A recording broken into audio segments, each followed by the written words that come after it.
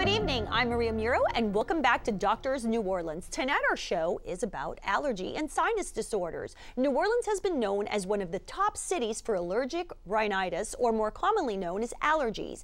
Allergies may also lead to recurrent sinus infections and nasal blockage. My guest is Dr. Akash Anand, a local ENT at GNO Snoring Sinus, his private practice. Dr. Anand completed his medical degree at Tulane University School of Medicine, followed by a 4-year residency in otolaryngology, head and neck surgery, also at Tulane. Dr. Anand is uniquely qualified in that he is the only fellowship-trained ear, nose, and throat physician in the region with an exclusive focus on treating sleep and sinus disorders. He's also a member of the American Academy of Sleep Medicine. Dr. Anand, always good to see you. Nice to see you again. You know, Dr. Anand was on the show a few months back with sleep apnea, and I'm excited to say that we had a lot of great success, and a lot of you called in and really enjoyed it. So always good to see you. And we have Stacy Blair. Stacy, nice to see you. I know you're a patient of Dr. Anand. So before we get to you, I'm going to chat with him for a little while, okay? Right. So we have a lot to cover. So first, Dr. Anand, GNO Snoring Sinus. I know you've been in private practice for about 6 months now. That's right. Very successfully. And let's talk about your practice and the type of patients that you treat. Sure. So at GNO Snoring Sinus, we really focus on mainly the in-office treatments of sleep and sinus disorders. A lot of these disorders center around the airway. The nasal airway can result in chronic or recurrent sinus disease, and the oral airway and the laryngeal airway, the voice box, can result in sleep disorders. We tie everything together, find out where the problem is, and then offer an in-office solution as often as possible, making it very convenient for the patient. Okay, and would you say your patients are all across the board, different ages? All across the board. We take care of kids, teenagers, adults, young adults, senior citizens. We take all comers. Okay, and why did you decide to specialize in sleep and sinus disorders? Why did that become your passion? Sleep and sinus, it's so prevalent, especially here in New Orleans. Of course, we've had, post-Katrina, pre-Katrina. You can see a significant spike in a lot of these sinus disorders after that episode occurred. Sleep apnea is just very, very prevalent this day and age, and so what I found is that they're all tied in with the airway, and if we can break them down into 2 separate components of the airway and treat them effectively as a unit, we can really make a big difference. And really, nobody was treating it with an exclusive focus on this area, and that's where I saw an opportunity. Wonderful. And also you do general ENT. For example, folks, I have a horrible sore throat. I've been suffering, but I think Dr. Anand told me I probably have some little sinus going on too. So you treat general, you do general ENT as well? We do take care of general ear, nose, and throat hearing disorders. We just recently hired an audiologist to provide some hearing services too. So we're trying to help out with every little avenue. Okay, so basically what I'm hearing is that it's a complete ear, nose, and throat facility, and obviously do you have affiliates who you work with? Because I know in your business I like the team approach. So I know you're a busy doctor, but I know you also have a lot of, you have some great partners. Can you tell me about that? Sure, so we have great partners that help us out. Sleep apnea, sinus disease, it's a spectrum of disorders. So we have allergists that we work with exclusively. We have pulmonologists that help us out exclusively. They interpret sleep studies. We have dentists that we work with exclusively. Dr. James Moreau, of course, on the North Shore. He's an expert at oral appliances. That's one alternative to treating sleep apnea as well. There's many different ways to treat this, and as a result, you need a team approach. We also utilize Access Respiratory, who have been extremely helpful in actually talking to patients and interacting with them with CPAP machines as well. Wonderful. You need a team to treat it. You're absolutely right. Perfect, perfect. All right, so I want to let everybody know that today our live show is a little longer because we have a fabulous guest on the show, so feel free to call in. The number is 866-3200. You can ask a question to Dr. Anand, and eventually you can also ask a question for Stacy about her story as well in dealing with chronic sinusitis. All right, so let's start about allergies. I know I suffer from allergies. It seems like everybody I know does. Let's talk about New Orleans itself. You brought up post-Katrina. Sure. Is it something that, because I've heard of people who have moved here who never had allergies before, then they move to New Orleans and they suffer. What's that about, doctor? There's something in the air. Okay? Something in the air, okay. Something in the air, and it just doesn't move on its way out. Actually, allergy is very unique to the part of the country that you're from. There's different allergens that exist in different parts of the country, for instance, the world for that matter. As a result of that, when allergy testing is taken, you can actually test for certain panels of allergens in the air that can more than likely cause a patient's symptoms. Allergy is, by definition, a systemic response. There's something in the environment that's causing you to have a global, result in terms of your symptoms. In the ear, nose, and throat region, we know this as allergic rhinitis. You can have runny nose, itchy, watery eyes, a chronic scratchiness in the throat. From a dermatologic standpoint, you can manifest with hives and itchiness on your skin. So allergy, of course, has different manifestations at different parts of the body. Okay, so how do you get tested for allergies? Allergies can be tested in the office of an allergist. So what happens is you go to see the allergist, and they can do it a couple of ways. One is the traditional skin prick test, where they actually prick the skin and place an allergen and see if there's a reaction on the skin. A certain change or a certain rise in swelling on the skin will indicate whether or not you truly are or are not allergic. In addition, they can do plasma testing, which actually doesn't require skin pricking and is much more tolerable for the patient. They can take a drop of blood and test you for a whole panel of allergens as well. So it's very effective. The allergist is the expert when it comes to managing and treating these types of disorders too. Okay, so how do you work with allergists? We work with allergists exclusively in the sense that after medication hasn't worked, they then send them to us for a procedural assessment. Okay. So if we back up a little bit, medications take all forms. There's antihistamines. Remember, when you have an allergic reaction, you have a cell, it's called a mast cell. Within this cell is histamine. Histamine is released, and that's what precipitates the allergic reaction. So an antihistamine, by definition, holds that cell in place and prevents the reaction from occurring. So you can take an antihistamine on a daily basis as a preventative measure. You can also take topical steroid sprays. They're over the counter now. Flonase used to be a prescription, but now it's over the counter. Flonase, Nasacort. All of these sprays deliver a small amount of steroid into the nasal passage, allowing you to decrease the inflammation, because inflammation is a significant component of an allergic reaction too. Okay, but doctor, when you talk about someone taking, for example, Flonase, I know I took it for a long time.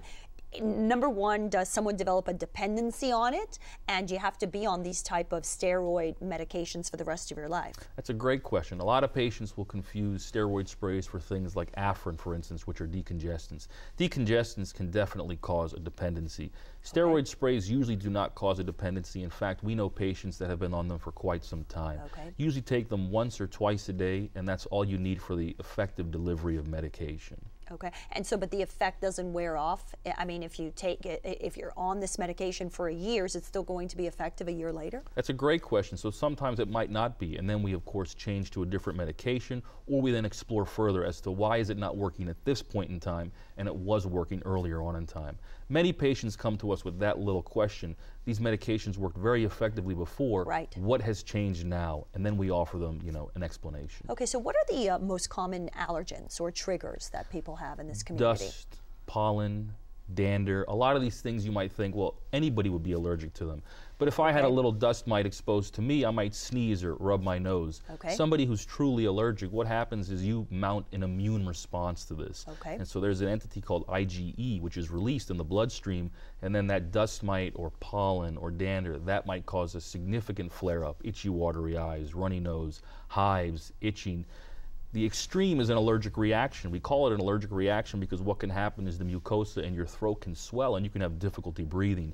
In the medical community, this is known as anaphylaxis. This is a dire situation that very few people encounter, but it's the endpoint of an allergic reaction at its most. Okay, and are there any risks involved if left untreated? You know, you have some people who never go and visit an ENT or an allergist and just think, like, I just have a runny nose all the time, and they just don't do anything about it. Yeah, you know, aside from an impact on quality of life, which is the biggest impact here, it can cause, you know, persistent sores in the nasal passage from constant nose blowing, constantly rubbing the nose. You can develop sinus infections, as we'll talk about later. The sinuses sit adjacent to the nasal passage, and they can then become blocked up because the nasal passage from allergic rhinitis isn't draining or ventilating appropriately. Okay, so now what are the, let's just go through the treatment options for allergies. Sure, for allergy, the number one thing really can be avoidance. If you can avoid the allergen, odds are you won't be exposed to it and you won't have the allergic reaction. That's very, very difficult this day and age. It's very difficult for the physician to tell somebody, just avoid that. They're everywhere. The next one is, of course, conservative therapy, saltwater sprays in the nose, saline washes. As you can imagine, throughout the course of a day, you might deposit lots of allergens on your mucosa in the nose, and by just irrigating that with a saltwater spray, you can flush it away. A step further, your physician or allergist maybe even can do testing then to determine what exactly are you allergic to. At that point, you can initiate antihistamines, you can start steroid sprays. They can even take it a step further and do what we call immunotherapy. When they actually diagnose what you're allergic to on a panel of testing that we talked about earlier, they can start a series of either injections to give you a tolerance to that, or they can do something new these days called sublingual immunotherapy. It's literally drops that a patient will take and place under their tongue, at a certain period of time, and that can create a tolerance and a prevention of allergic reactions. Wonderful. If those medical alternatives don't work, then traditionally patients will come and find their way and see us, and what we do is we try to look at it from an anatomic standpoint. Again, what anatomically do you have in your nasal passage that's causing you to have these problems, and you may not respond as well to certain medications, whereas other people do respond well. Okay, got it. All right, so what is the difference between allergies and a chronic sinus sufferer? That's great. How do you, or sinusitis? So a person that suffers from allergy, of course, has a reaction to something in the air. Sinusitis, whether it's acute, recurrent, or chronic, is by definition an inflammatory problem. As a result of all that inflammation, the sinus passageways, which we all have, don't drain well. As you can take a look on the healthy sinus side, at the top above the eye, you can see the frontal sinus. You can see underneath the eye on the cheek, the maxillary sinus. And running along the nose, which is between the frontal and maxillary sinus, you can see the ethmoid sinuses. All three of these sinuses drain into the nasal passage. It's traditionally a silent process. It results in some postnasal drip. We swallow that on down. We're none the wiser that it occurs. But on the side of sinusitis, what tends to happen is those drainage pathways become narrow. They could become narrow because of inflammation and resulting edema or swelling. That causes the plumbing, in a sense, to back up, and then the secretions develop, and then pressure develops, and then infection can develop on top of it, resulting in a sinusitis. So what are the most common symptoms that someone would look for when it comes to sinusitis? Facial pain and pressure is definitely one. Dental pain. Upper dental pain, actually, the teeth are the floor of the cheek sinus, and so as a result of that, patients will get an upper dental pain. Nasal congestion, lack of smell is a big one. Flavor disruptions are also a big one. And a lot of times patients will point in this distribution or up here, and they say, Doc, it just hurts. And it makes sense because your sinuses are all here. Okay, and also, is this something that people develop gradually, sinusitis? It can be. So a lot of it can be environmental. Sometimes over time, we see patients that get a sinus infection once, twice, and then it just builds, and they don't have a big drainage pathway to begin with, so any little edema can then become more and more difficult to evacuate and then tolerate from a patient's perspective. Also, patients that have trauma, for instance, they'll have trauma in the nose, and what they notice is that now they had a straight, narrow passage to begin with, and now it's blocked because of nasal trauma from a deviated septum. So you can have acquired forms of chronic or recurrent sinus problems too. Okay, so when does somebody have sinusitis, and when can you categorize that as chronic? That's great. So acute sinus problems are what most of us will experience. We get a sinus infection, we get treated, we're none the wiser, it's all done. Recurrent sinus infections are a series of infections that can last anywhere up to 4 weeks. If they last between 4 to 6 weeks, greater than 6 weeks, we define that as about chronic sinusitis. As you can imagine, to experience a sinus infection for more than 6 weeks, we have some patients that experience these for periods of months, and they just never get relief. Wow, Stacy, we're going to get to you very soon. Okay, guys, I just want to let you know the phones are open, so feel free to call 866-3200. Dr. Anand is here to take your calls. I know it's a beautiful night out, but if you're watching, don't be shy. Just give us a call. Okay, so up to 6 months. That's very hard to believe that someone could suffer for that long. And I mean, when it comes to quality of life, it's just you have no comfort. No, and what patients will notice is that you don't have excruciating pain for a period of 6 months, but what does happen is you just have this overall sensation of dullness. You feel tired, you feel lethargic. We see a lot of patients that will come in initially for a snoring or a sleep problem or fatigue, and we discover that it's actually been a chronic sinus infection the entire time. And so ultimately, by treating it effectively, whether it's through medication or procedures, we can then improve their overall disposition. Okay, so now let's talk about the treatment options. Yeah. So treatment options. And how it's diagnosed, pardon me. So when a patient makes it into our office, there's a lot of assumptions that occur. One is that they've been effectively managed and treated with medication. So at that point, they've all been on multiple medications, multiple antibiotics, sometimes just like, Stacy had experienced. In these cases, we take it a step further. We need to take a look. We need to figure out why. We have a camera in the office that we use, and we take a look into the patient's nasal passage. We look into where their sinuses drain. A lot of times we can find a deviated septum, nasal polyps, significant blockages that give us a reason as to why they're not draining well. After that's done, we get a CAT scan of the sinuses on most every patient that comes through. Doctor, we have a caller for you, and we're going to get to the CAT scan after we talk to Shirley. Good evening, Shirley. How are you? Shirley, are you there? Oh, I'm doing fine. Only that I have a terrible itch in my lower throat. Okay, can you repeat that? And ears. Sorry, Shirley, can you repeat that one more time, please? My ears be itching constantly in my throat. Okay. Yeah, so that's a very common, complaint. I can make the noise. It's a noise kind of like that, like you want to scratch your throat. It just never goes away. A lot of that can be a mild allergic irritation. She also mentioned the itchiness in the ears. A lot of that can focus on the skin being irritated too. Sometimes when patients come in with chronic itchiness in the ears, it can be a low-grade ear infection that, again, we can treat effectively with a series of drops. But those are some very important symptoms. Patients will confuse the fact that an itch in the throat is not an allergic problem when it actually can be an allergic problem. All right. We have Ed on the line. Good evening, Ed. How are you? Excellent. How are y'all doing? Good. Thanks for calling in. What is your question for Dr. Anand? Hey, Doc.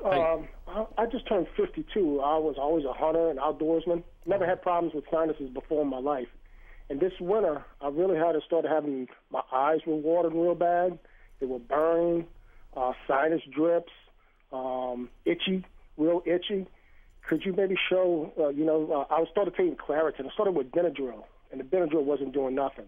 Okay. Then somebody had told me to try Claritin, since that stuff's over the counter and stuff like that. And that still kind of, it works, but at times, you know what I mean, it'll still come back real strong. Yeah, what I would recommend is move off the Claritin and move to Zyrtec. Zyrtec is over the counter, but I find it to be much more effective for a lot of patients just like yourself who've tried something and that hasn't been effective. So try Zyrtec on a daily basis.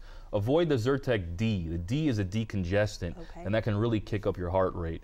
You may have changed environments. I'm not sure if you went to a new hunting camp, for instance. If all those things are the same, definitely try a Zyrtec. It's not uncommon, just like he's alluding to. He just turned 52, as he mentioned. Over time, as we age, certain things start to occur. We don't drain as effectively, or other things manifest more. But I would definitely move to a Zyrtec and remove the Claritin. Great question. All right, we have Dwight on the line. Hi, Dwight. How are you? Fine, how are you? Good. What is your question for Dr. Anand? My question is, I've been dealing with, I guess maybe this is a sinus issue. Neither one of my nostrils, or I get a clear flow of air. It's either the left side or the right side. Always feel like it's stopped up. Sometimes it's both sides that just stopped up. And my smell, I heard the doctor mention earlier, that could be a sign if the smell is not too good, but mine is not. I've also been diagnosed with sleep apnea about 2013, December 2013. But I think, believe it or not, I think it has a lot to do with just not getting a good airflow, when I'm sleeping at night. So, and I recently started snoring about several months ago as well. So I think it could be a sinus area because I can look in my nostrils, I can see like one side or the other is like inflamed. It's not as clear as I can see this. All right. Thanks, Dwight. Doctor? That's great. So ultimately, he touches on a series of good points. When he looks in his nasal passage, you can see something. Those are his turbinates. Okay. We all have inferior turbinates. The turbinate's main job is to warm and humidify air. The nose, at its core, is a humidifier. That's why you and I, all of us here, can breathe through our nose and never dry out. You breathe through your mouth for seconds, you get parched. Okay. He's also noticed that it flips. One side is blocked and then the other side is blocked. That's Mother Nature's way of humidifying air without blocking us up all the time. If she enlarged both turbinates at the same time, we would have total nasal obstruction. So he notices this flipping sensation. It's very, very characteristic. Okay. It's a normal process, but in certain patients it can cause, discomfort. And in those cases, if steroid sprays or saltwater rinses don't work, there are things that we can do in the office where we actually shrink your turbinate. We preserve its function of humidification, but we allow you to breathe a whole lot better. It also relates into his sleep apnea because if he's not sleeping well, meaning he's not breathing through his nose properly, his mouth will open at night and he'll snore really loud. Okay, thank you very much, Doctor. We have another caller. We have Lawrence. It's a great topic tonight. Hi, Lawrence. How are you? Do we have Lawrence? Oh, that's me, Lawrence. What I want to ask the doctor, what he thinks about that Go ahead. plastic, that rhino plastic or whatever they call it, where they make that plastic balloons. Can you repeat that, Lawrence? I'm fixing to go for that treatment. Oh, the sinuplasty, the balloon sinuplasty. Okay, great. Yeah, we're going to talk about that. Go ahead, doctor. Yeah, so balloon sinuplasty is a very effective treatment option for, recurrent and chronic sinus disease. Traditionally, these patients would go to the operating room, but what we're noticing is that for a lot of patients with mild to moderate disease, we can effectively manage them in the office. The goal, and we're going to discuss this later, and Stacy's going to testify to all this, is that the purpose is to improve sinus drainage. Again, the core is there's a reason you're blocked. The plumbing of the sinuses isn't working well, and by opening it up with that balloon in a very atraumatic fashion, you can improve the course of drainage. All right, so Stacy, you had a sinus. That's right. So Stacy and I met not too long ago. She had balloon sinuplasty done in our office. All right, we're going to take another caller, and then we want to get to you, Stacy. We have Nigel on hold. Good evening, Nigel. How are you? Oh, we lost Nigel. Okay, so since we got that caller who wanted information on balloon sinuplasty, you've been sitting here looking so lovely, Stacy. Let's talk about Stacy, how you met, and your story as to what type of symptoms you were experiencing for you to finally, get on the phone and make an appointment with Dr. Anand. So Stacy and I met not too long ago, and she came in with a series of recurrent sinus infections, and I think you'll tell it best, in terms of how we met and kind of what you had been through as well over in Texas too. Yeah, I've suffered all my life. Okay. And years ago, about 12 years ago, had surgery where I was actually, put to sleep and this, and it did help, but it did reoccur. And it's just something that I've battled with my whole life. And I noticed I wasn't sleeping well. Just like he mentioned earlier, I couldn't breathe, so I wasn't sleeping good. And so I was so fatigued and tired all the time and irritable. And a very good friend of mine who knows you very well referred me. And then weeks later, another good friend of mine, I'm going to lunch with her, and I walk into her office and she says, "You look tired, your eyes are all bloodshot, what's wrong?" I said, "I'm not sleeping." And so, of course, she referred him to me again. That's the second person. So I thought, okay, I've got to call. So I did call, make an appointment and go in, and he was wonderful, just understood and was very familiar with all my symptoms and everything I'd been through. And then you suggested the treatment. Okay, so doctor, let's talk about how you diagnosed her, Stacy, with chronic sinusitis, so when she and came then the into treatment. the office, it was a very interesting story. Of course, she has a history of sinus disease that required surgery back in Texas, and she had a good result, but she said it well. After a while, it went away, and we noticed that a lot in patients. She had recurring sinus pressure, fatigue. She had more advanced symptoms because she wasn't able to breathe, as she said too. In the office, we took a camera and we took a look. We saw evidence of prior surgical results, and most of those results had held firm. But over time, what happens is the mucosa in the nose can scar shut. So there were certain key sinuses in her case that were actually not ventilating at all. So there was just trapped pressure, trapped discharge in those regions.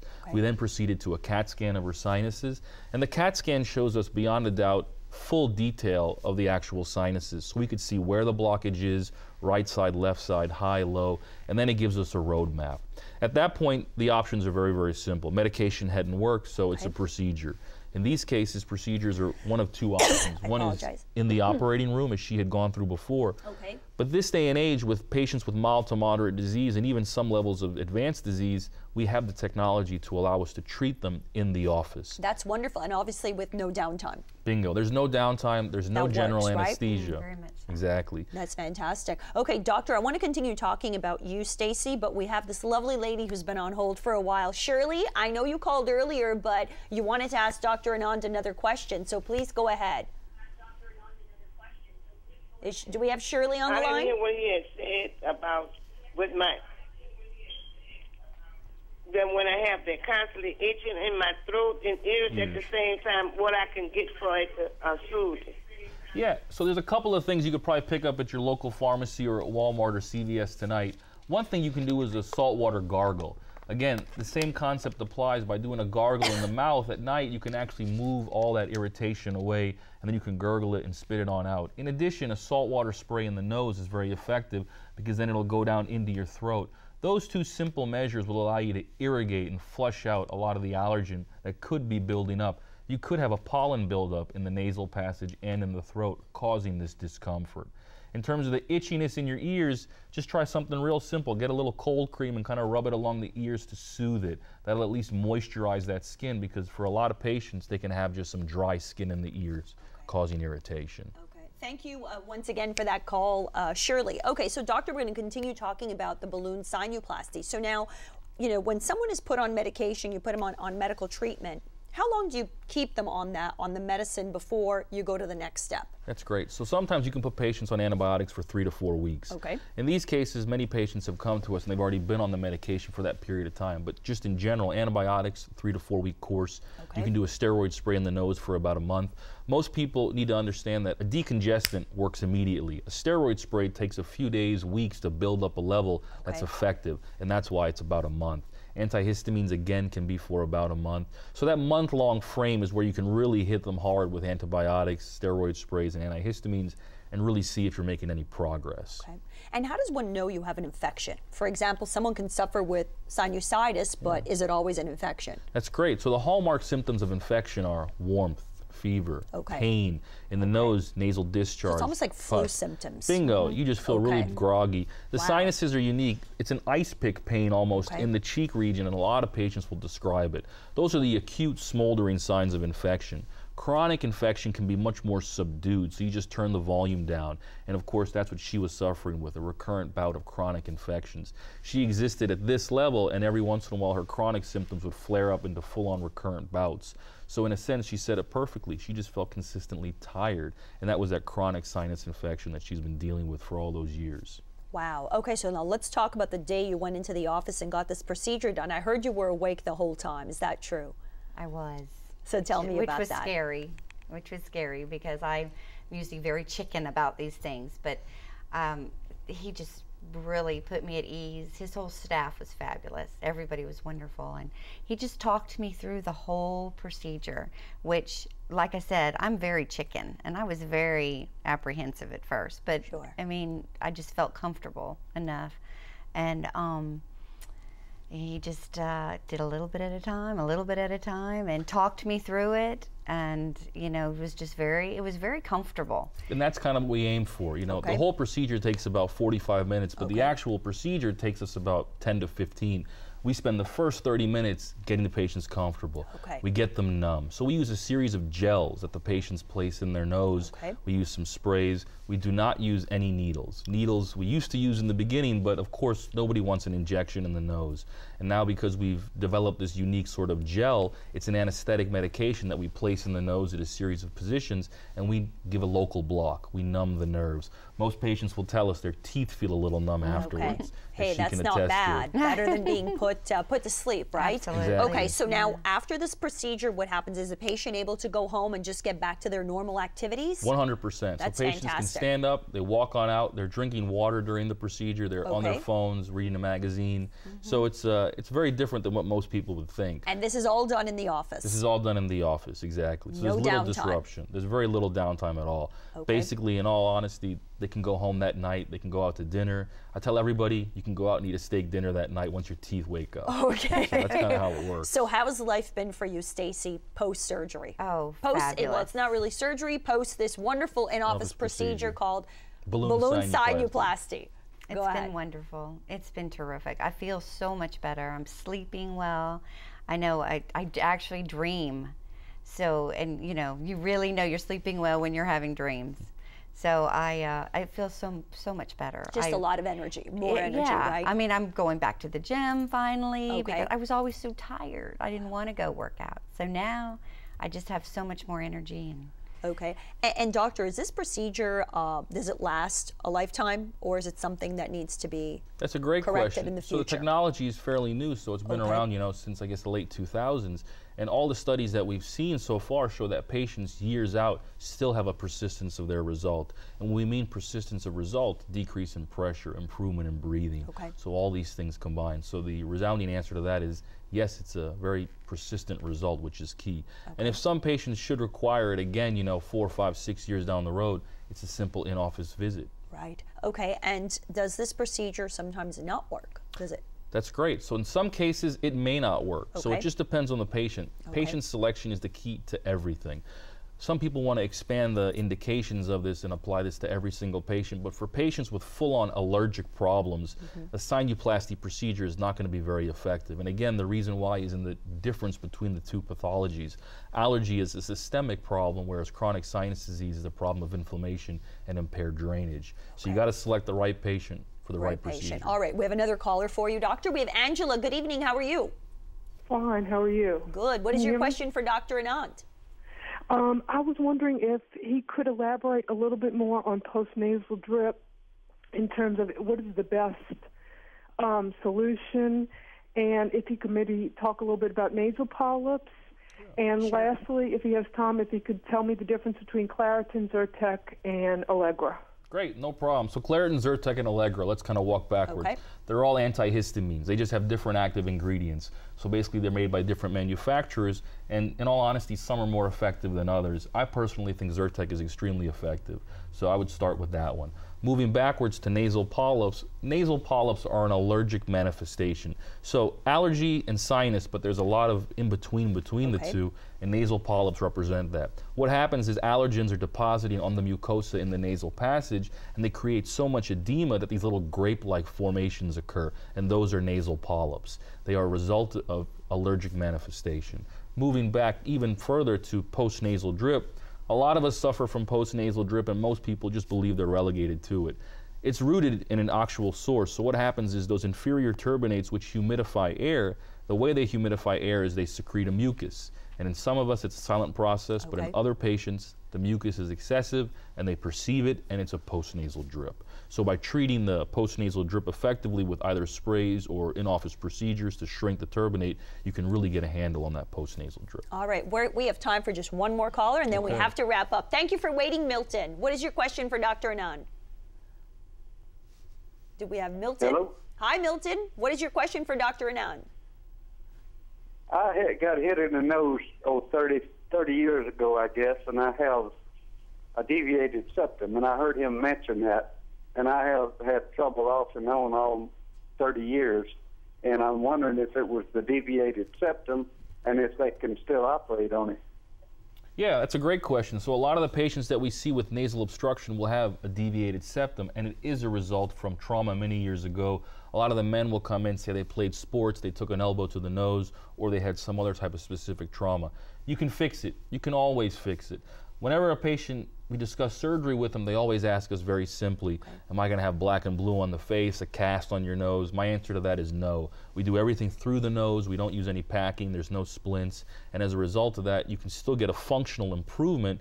We're not going to make you a beauty queen, but ultimately you're going to breathe a whole lot better, and that's the goal. So yes, you can be fixed even if the injury was 30 years ago. All right, well, we're definitely going to give everyone the information on how you can contact Dr. Anand. But Dr. Anand, what I've learned this evening, and meeting you, Stacy, has been wonderful, is that all of the issues that our wonderful viewers have called in about, there's a solution. There is. There's a solution. It also seems a lot of these solutions are you're able to correct in your office. Sure, exactly. And so final words of advice for, for viewers who are watching the show who suffer with the chronic runny nose, the headaches.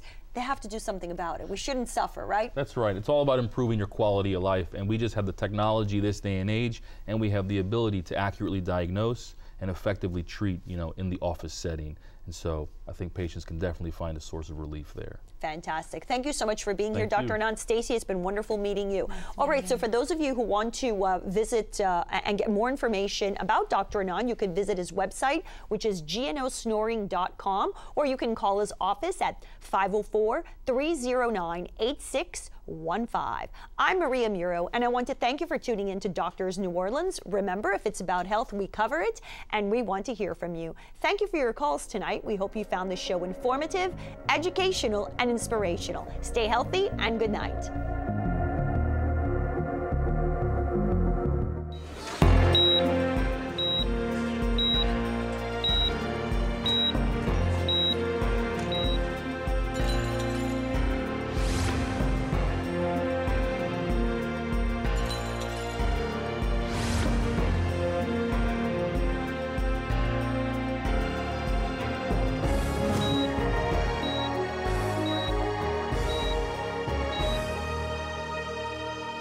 Doctors New Orleans is underwritten by Acadian Ambulance Service and New Orleans Living Magazine. How far would you go to protect your child's health? If you're like most parents, that's a distance that can't be measured simply in miles. It's doing whatever it takes, no matter where that takes you. We know how far you'd go. We've been there. In fact, we go there every day so that you don't have to. A fully dedicated pediatric ER and the region's first and only on-site helicopter dedicated to kids, wherever they are. Children's Hospital New Orleans, caring for every child as our own.